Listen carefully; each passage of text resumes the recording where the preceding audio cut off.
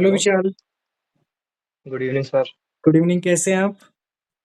बढ़िया है सर, आप बताएं। बढ़िया। First of all congratulations for getting rank 281 in UPSC EPFO examination. Thank you sir, आज का थैंक जो यू। हमारा स्टडी सेशन रहेगा उसमें आपको क्वेश्चंस मैं पूछूंगा स्ट्रेटेजी वगैरह से रिलेटेड, आप आंसर्स कर देना आराम से, ठीक है? जी जी। ठीक है विशाल। सबसे पहले स्टार्ट करते हैं हमारे आपके बैकग्राउंड से, कि आप क्या, आपका बैकग्राउंड था, क्या स्कूलिंग था, आप कुछ बताइए। Yes sir. Sir, I did my schooling from army public school Lucknow and then I did BTech in computer science from IIT Mandi in 2022. Since then, sir, I'm preparing for UPSC Civil Service exam. Okay. और कैसे आपकी overall, कितने attempt दिए आपने, कैसे सोचा आपने कि ये अटेम्प्ट मुझे एग्जाम देना चाहिए? Sir, till now I have given total three UPSC Civil Service exam and I have okay. appeared one mains. And sir, after not clearing 2023 civil service prelims because it was too difficult, then I had total 1 month, because after 1 month there was this UPSC EPFO exam. So I thought let's try this one. तो sir पूरे एक महीने मैंने जम के फिर UPSC EPFO को ही दिया कि सिविल सर्विस नहीं हुआ तो let's try this one, okay. Because it was a good backup option. Okay, okay, okay. I think EPFO is a good backup option for all those aspirant जो लोग mains वगैरह clear नहीं कर पाते या फिर मेंस में फंस रहे हैं उस साइकिल में, तो EPFO can be a good yes sir. Option. Okay. तो ईपीएफओ के लिए आपकी सब्जेक्ट वाइज क्या स्ट्रेटेजी रही थी, और क्या क्या सोर्सेज आपने फॉलो किए, कितने घंटे आप पढ़ते थे, सीएससी के साथ कैसे मैनेज करते थे? Yes sir. सो अगर हम देखें सर ईपीएफओ को, तो हम इसको तीन पार्ट्स में बांट सकते हैं। पहला तो sir GS and current affair. Sir second part is maths and English and third is labour laws, accounting, industrial relation. Sir मेरे लिए, सिंस मैंने सिविल सर्विस की प्रीलिम्स रिसेंटली दिया था, तो उसके लिए बहुत मेहनत किया था पिछले 6-7 महीनों से। तो sir GS was not a big deal for me, but and also sir since my background is in mathematics और आईआईटी बैकग्राउंड था, तो सर अच्छा। मैथ्स में मैथ्स में और इंग्लिश में भी कोई ज़्यादा प्रॉब्लम नहीं थी। मेन प्रॉब्लम था सर, नया सब्जेक्ट था accounting, industrial relation and labour laws. उसके लिए सर पूरा एक महीना, जून का जो मंथ था, after CSC prelims and before EPFO prelims, तो एक महीना सर जम के उसी की पढ़ाई करी थी, उसके नोट्स बनाए थे। और यूट्यूब प्लेलिस्ट, एक दो तीन यूट्यूब प्लेलिस्ट देखी थी, उसके नोट्स वगैरह बनाए थे, उसी के रिवाइज किया था सर। अच्छा, तो आपने नोट्स वगैरह भी बनाए थे और उस तरीके से अप्रोच आपने जी। रखी थी। टेस्ट वगैरह आपने दिए थे? यस सर, मैं इधर पढ़ता था और मुझे पता था कि पढ़ने से, क्योंकि ये पहली बार पढ़ रहा था लेबर लॉज वगैरह, और इंटरेस्टिंग भी नहीं लगता बिल्कुल, क्योंकि सब कुछ रटना होता है। तो सर मैं टेस्ट देता था टेक्स्ट बुक पे, और उसको टेस्ट देके वहीं से जो टेक्स्ट बुक में आंसर्स होते थे उसी को वहीं से याद कर लेता था। कोई प्रोविजन है कोई एक्ट का, तो उसी को वहीं से रट लेता था। तो दो जगह से हो जाता, तो सर फिर वो याद होने में ज़्यादा आसान होता था। अकाउंट्स एंड ऑडिटिंग के लिए आप कैसे करते थे? Sir accounts and auditing was the toughest part, क्योंकि मेरा कोई बैकग्राउंड नहीं था उसमें, कॉमर्स वगैरह में। तो सर उसके लिए बस मैंने यही किया था कि मेरा गेस यही था कि बाकी मैं अच्छा करूंगा जीएस में, इंग्लिश में, इसमें तो अकाउंट्स में अगर थोड़ा कॉम्प्रोमाइज हो भी जाए तो कोई दिक्कत नहीं है। बट फिर भी सर एफर्ट दिया था, यूट्यूब पे प्लेलिस्ट देखे थे, दो प्लेलिस्ट देखे थे, उनके नोट्स बनाए थे सर, और बाकी टेक्स्ट बुक पे टेस्ट दिए थे। फिर भी पढ़ा तो, मेहनत तो बहुत किया था सर, बट मेन एग्जाम में नए क्वेश्चन थे तो वो हुए नहीं थे, वो अलग बात है। बट अपनी तरफ से एफर्ट किया था सर पूरा। Okay, okay. तो एज़ अ सीएससी एस्पिरेंट आपको किस तरीके से हेल्प किया आपकी जीएस की नॉलेज ने ईपीएफओ में ईपीएफओ क्रैक करने के लिए? क्या आप अलग से ईपीएफओ के लिए कुछ आपने जीएस के लिए सोर्स पढ़े थे, या वही सोर्स जो हिस्ट्री पॉलिटी के होते हैं वही पढ़ के गए थे आप? यस सर, सिंस मैंने बताया सर कि 2023 का जो सिविल सर्विस प्रीलिम्स था वो मई एंड में ही था, तो उसके लिए जीएस पढ़ा ही था पूरा, विजन की मैगजीन्स पढ़ी थी, PT 365 एक्सेट्रा। तो सर नेक्स्ट 1 मंथ में मैंने ज़्यादा जीएस पे फोकस नहीं किया, क्योंकि सारा चीज़ पढ़ा ही था। मेनली वो 1 मंथ में सर मेरा focus industrial relation, labour laws, इन्हीं पे था। तो मेरे ख्याल से अगर किसी ने सीएससी प्रीलिम्स अच्छे से किया है सीएससी के लिए, तो उसको ज़्यादा एफर्ट करने की अलग से ज़रूरत नहीं पड़ेगी। जी, जी।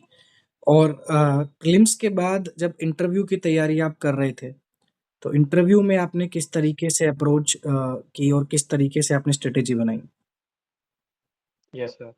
सर मेरा मेन फोकस था कि जो मेरा डैफ है, तो मैं डैफ के एक एक कीवर्ड को अच्छे से एनालाइज करूं। तो सर जो भी मेरे डैफ में कीवर्ड था, जैसे लखनऊ मेरा होम टाउन है, तो लखनऊ के ऊपर विकिपीडिया पेज का पूरा हिस्ट्री वगैरह सब पढ़ लिया। जैसे मेरे हॉबीज में मैंने सर ओके, वॉलीबॉल लिखा था, बिंज वॉचिंग लिखा था, तो सर उनके ऊपर सारा प्रिपेयर कर लिया। साथ में सर मैं ब्रेनस्टॉर्म करता था कि बिंज वॉचिंग है तो उसके ऊपर क्या क्या क्वेश्चन सामने से पूछा जा सकता है, पॉजिटिव नेगेटिव एक्सेट्रा। तो उसके लिए प्रिपेयर कर लिया सर। इसके लिए मैंने चैट जीपीटी का भी बहुत यूज किया, कि मैं चैट जीपीटी में सर लिख देता था कि suppose my hobby is binge watching and I am appearing okay. For UPSC exam, so suggest me some probable question that could be asked. तो ऐसे वो 10-12 क्वेश्चन आते थे, तो उसको मैं वहाँ मॉक ड्रिल कर लेता था। बाकी सर ये करने के बाद सर फिर मैंने मॉक इंटरव्यू दिया फिर। Yes sir. कितने मॉक इंटरव्यूज़ आपने दिए थे? सर मैंने बस एक ही मॉक दिया था, व्यास आईएएस को, आप ही ओके। लोगों को। अच्छा, आपने एक ही और मॉक सर दिया था? ऑनलाइन। यस सर, मुझे सर इस बात की टेंशन नहीं थी कि कॉन्फिडेंस वगैरह, मुझे मतलब मुझे ऐसा लगता था अगर मेरे पास नॉलेज है किसी क्वेश्चन पे तो आई बी कॉन्फिडेंट टू आंसर। तो मुझे उसकी प्रॉब्लम नहीं, तो मुझे नॉलेज की प्रॉब्लम थी, तो मैंने नॉलेज वगैरह सारा लेबर लॉज वापस रिवाइज किया। और एक बार व्यास को मैंने मॉक इंटरव्यू दिया था, फिर वहाँ लगा कि इट वेंट वेल, और आपकी तरफ से फीडबैक भी ठीक ठाक आ गया था। जी। तो आई वॉज कॉन्फिडेंट इनफ कि वो अच्छा आ जाएगा। विशाल, जनरली देखा जाता है कि कट ऑफ थोड़ी इस एग्ज़ाम की हाई जाती है और बच्चे इस यस ये सर। कट ऑफ देख के थोड़ा डिमोटिवेट हो जाते हैं। तो इस हाई कट ऑफ को कैसे टैकल किया जा सकता है? कैसे पीवाईक्यूज़ के हिसाब से या स्मार्ट स्ट्रैटेजी के हिसाब से कट ऑफ को क्रैक टैकल किया जा सकता है? Yes sir. सर पहला पॉइंट तो ये है कि कट ऑफ सर, हमें कट ऑफ नहीं देखना चाहिए कट ऑफ 160 है आउट ऑफ 300 या 180 है। हमारा मेन फोकस होना चाहिए कि 1400 लोगों को बुलाया जाएगा इंटरव्यू के लिए, तो समाउ हमें 1400 लोगों में आना है। उसके लिए हमें टॉप 1% या जितना परसेंटाइल जरूरत है वो करना है। उसके लिए सर मेनली फोकस होना चाहिए पीवाईक्यू एनालिसिस, कि भाई 5 साल का पीवाईक्यू है उसको एनालाइज करा जाए, मॉक्स दिए जाएं, मॉक्स दिए जाएं ताकि हमारी प्रैक्टिस बढ़े। और जो वीक एरिया, जैसे सर जीएस सब पढ़ के जाएंगे क्योंकि मेनली सारे यूपीएससी सिविल सर्विस एस्पिरेंट्स होते हैं। और सर मैथ्स और इंग्लिश भी लगभग कर लेते हैं लोग। मेन प्रॉब्लम आती है सर लेबर लॉज इंडस्ट्रियल, इसमें इसमें हम एक्स्ट्रा एज ले सकते हैं, क्योंकि सिंस यू टोल्ड की बहुत ज़्यादा कंपटीशन है, 5 लाख लोग अपीयर करेंगे, 1400 प्रीलिम्स निकालेंगे, तो हमें सर एक एक सब्जेक्ट के ऊपर फोकस करना पड़ेगा। सिंस बाकी लोग तो कर लेंगे, यही एरियाज है सर जहाँ पे एक्स्ट्रा एज लिया जा सकता है।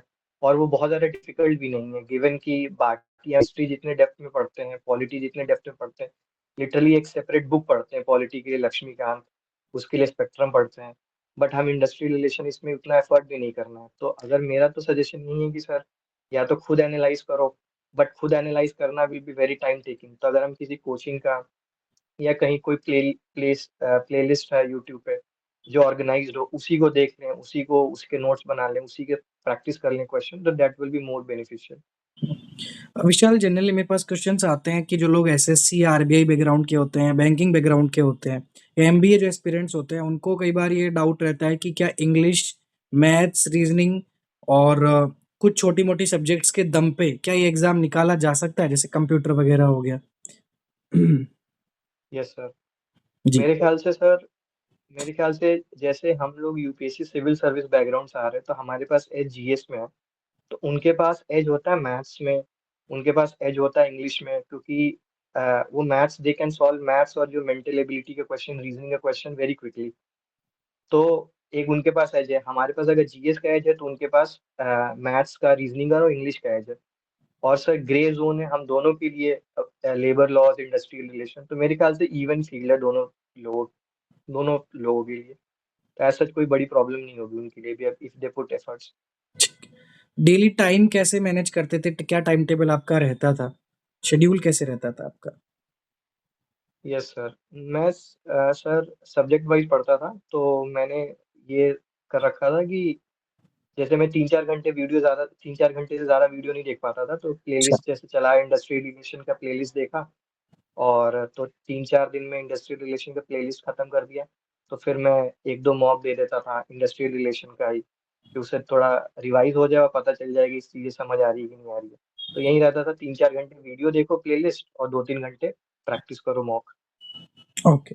एंड जनरल साइंस का पोर्शन तो आपका स्ट्रॉन्ग होगा ही क्योंकि आपका साइंस का बैकग्राउंड था। तो आप यस सर। एग्जिस्टिंग नॉलेज पे आपने रिलाई किया है? जनरल साइंस के लिए आपने कुछ एनसीईआरटीज़ वगैरह को रिवाइज़ किया या लूसेंट पढ़ी आपने? सर मैंने कोई बुक नहीं रेफर किया था, बट मैंने टेक्स्ट बुक में ही जो सेपरेट सेक्शन होता है जनरल साइंस का, तो उसी को सर मैंने उसी के वहीं सॉल्व कर लिया था और वहीं सॉल्यूशन जो थे वहीं पढ़ लेता था। ओके। एंड कंप्यूटर के लिए आपने क्या किया था? सर सिंस मेरा बैकग्राउंड मेरा बीटेक कंप्यूटर साइंस अच्छा, तो इंजीनियरिंग में था, उससे हो गया था। तो ज़्यादा दिक्कत नहीं होती है सर। ओके। ओवरऑल क्या टिप्स आप देना चाहेंगे जो ईपीएफओ एस्पिरेंट्स हैं जो 2025 में एग्ज़ाम देना चाहते हैं? आप उनके लिए क्या टिप्स देना चाहते हैं ओवरऑल अपने इस एग्ज़ाम एक्सपीरियंस से? यस सर, मेरा एक्सपीरियंस है सर, मैं यही कहना चाहूँगा कि यू शुड फोकस ऑन, पहले तो एरियाज जहाँ पे लोग नहीं फोकस करते हैं, जो कि है sir industrial relation, labour laws, और सर ये सर ये 3 जो area, account account account accounts, stats, तो ये, इंश्योरेंस हाँ, वगैरह। यस सर, तो ये इन सब चीज़ों पे ज़्यादा फोकस करना चाहिए क्योंकि सर ये इजी होते हैं, फैक्चुअल होते हैं, और अगर अभी जी, से हम लोग याद करना स्टार्ट कर दें 2-3 महीने अगर पहले से, तो तब तक हमें ज़्यादा दिक्कत नहीं होंगी। और सर बाकी सब्जेक्ट्स के लिए, जीएस के लिए, वही जो सिविल सर्विसेज के लिए हम पढ़ते हैं स्टैंडर्ड बुक्स, वो पढ़ा जा सकता है।